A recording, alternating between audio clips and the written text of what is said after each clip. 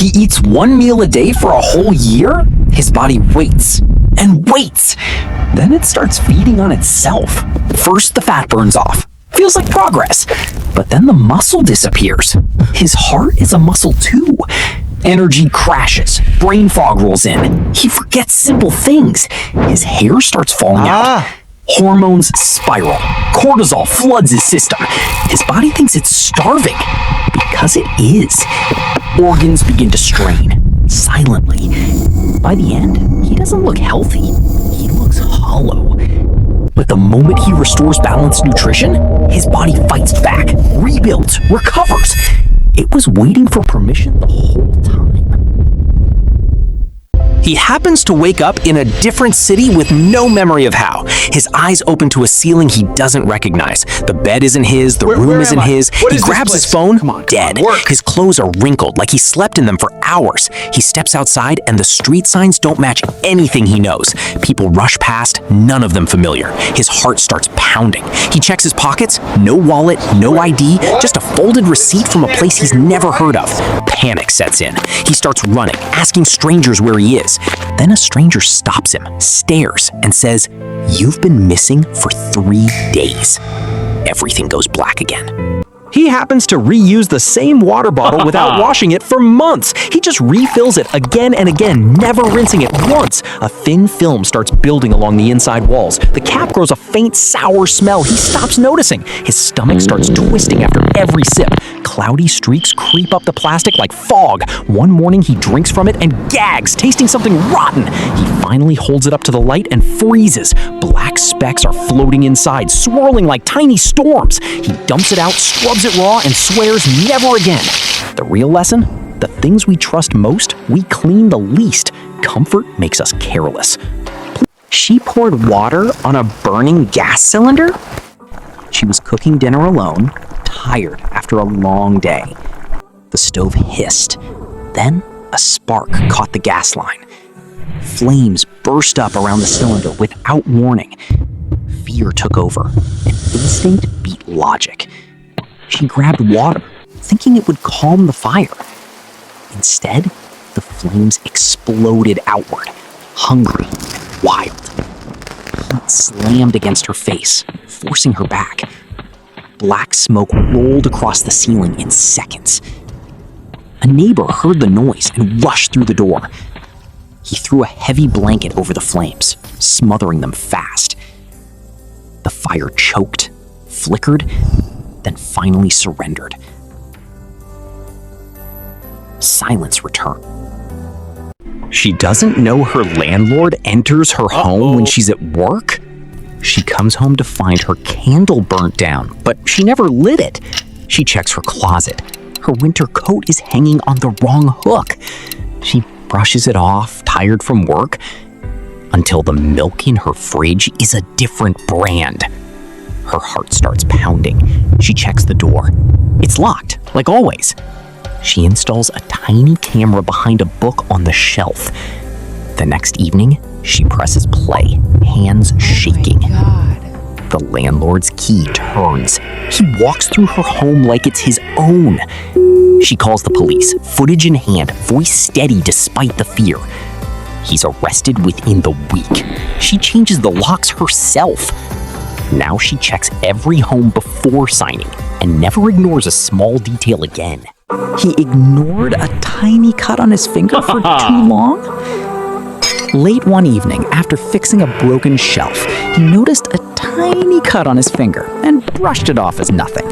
He kept working, unaware that invisible germs had already slipped inside.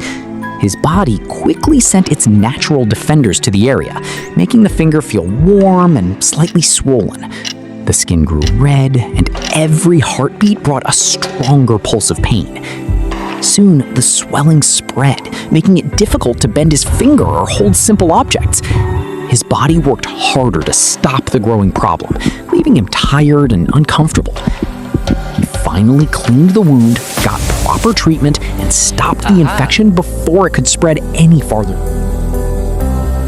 Right now, tiny muscles under your skin are yanking every hair on your body upright, and you didn't tell them to. Something else is in control, something ancient. Zoom into your skin and you'll find it, a microscopic muscle wrapped around every hair follicle called an erector pili. When fear hits your brain, it fires a signal down to these muscles instantly, faster than you can think. But here's the strange part. This reflex isn't built for humans at all. It's a leftover command from when your ancestors were covered in thick fur. Puffing up that fur made them look bigger, more dangerous, ready to fight a predator twice their size. You don't have that fur anymore, but the muscles never got the memo. So every time you're scared, your body still tries to transform you into a bigger, spikier animal, using hair that's too short to do anything at all.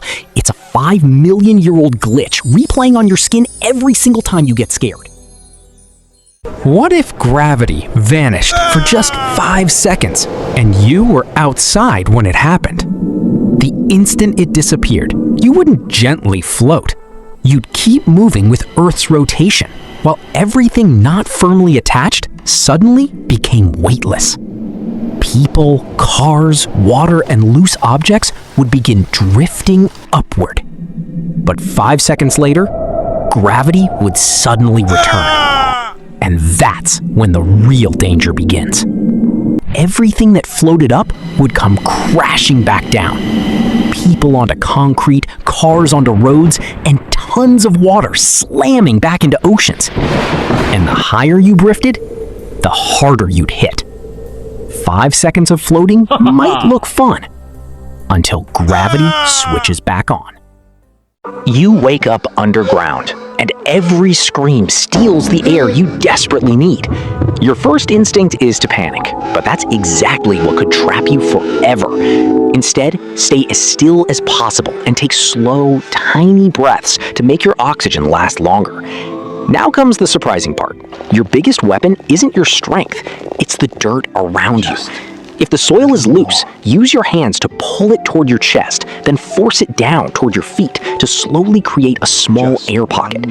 Each tiny pocket gives you just enough space to keep breathing while you push upward a little at a time.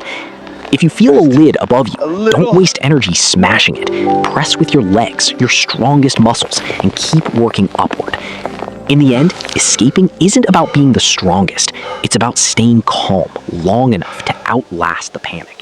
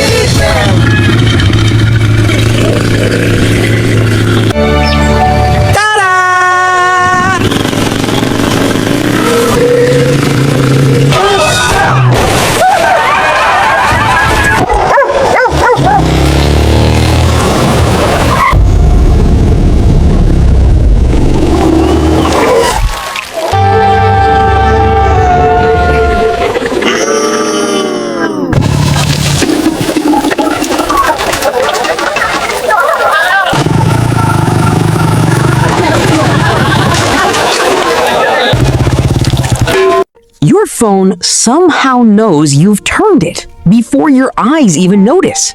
How is that possible?